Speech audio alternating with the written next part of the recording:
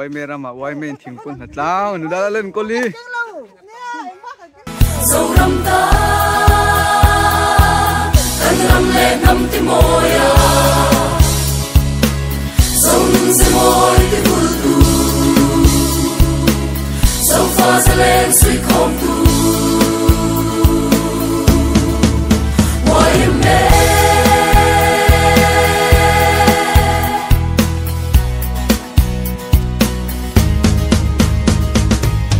asap ring re ngom môi atung dia thua sale achin dâu re ngom hồng lâu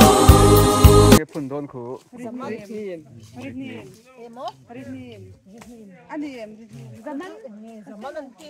do te hay nghe zaman thì ai zon nữa là sai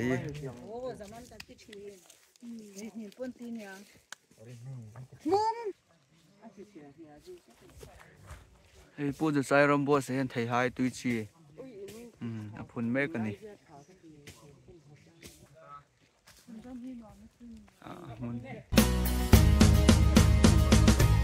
asap ring re ngom môi atung dia thua sale achin dâu re ngom hồng lâu lu su lung ngoài để thế nó chẳng hay đang vai bên lề lộ dù nu xóa ba chẳng dễ hey bố bảo mà số mình có thấy phun này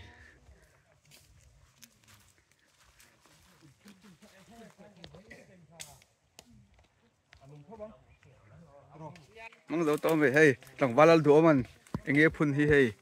lên mũi này hi lên mũi sirva tetlan tur mấy bằng ạ mấy chả von san anh này thằng phun kananan phun kanan là đâm thara oh hey phun lục khóc vậy hey mama phun nha cái gì trộm trộm thế trộm kina kapapa mấy số là tên lớn là tuổi mấy số là tên lệ anh ấy ai nói như thế anh ấy chạy cái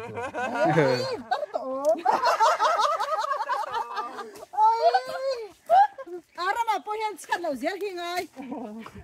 à bố trong cái tổ khen cái nó này à sang gần thầy hai cái phần đó này tuột hay lại ở lỗ khóc này tuột mấy cái nào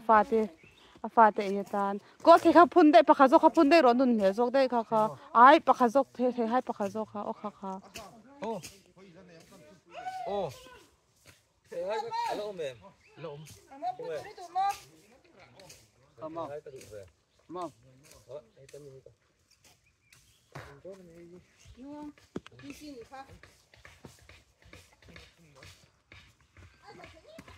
lại ở lỗ khóc này tuột mấy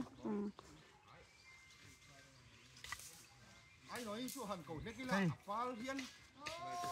cũng rất cần phun nó anh nghe ăn đó nên nó kháng em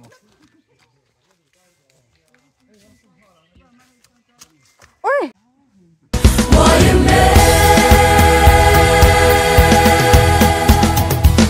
cần năm lên năm tim môi à dòng dây môi tim vui tu dòng pha ra lên suy không tu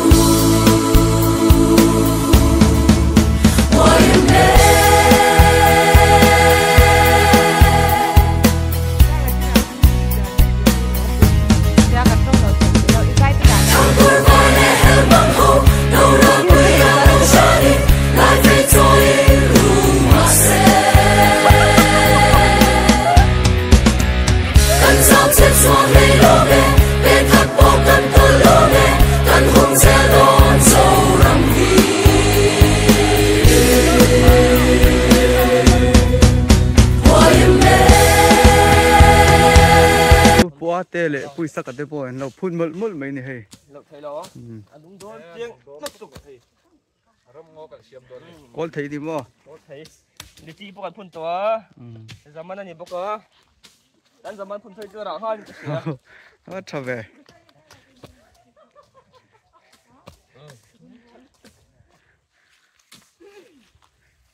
muốn hin vòng về xem đi mà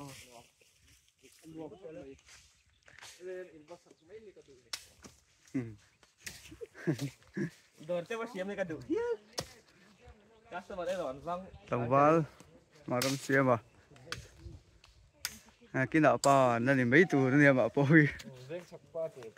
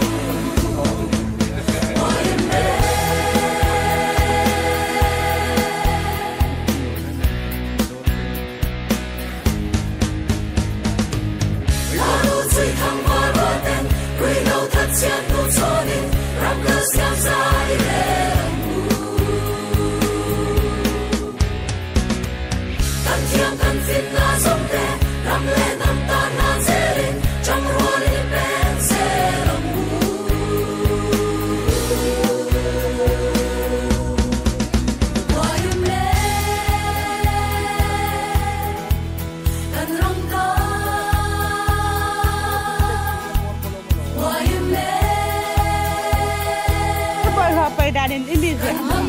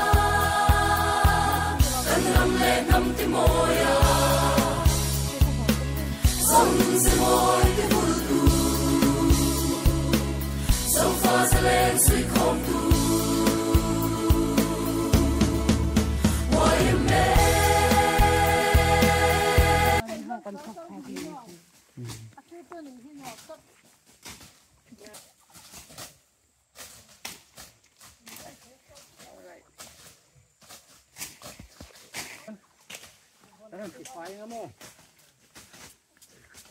Cái chuyện làm cái nào?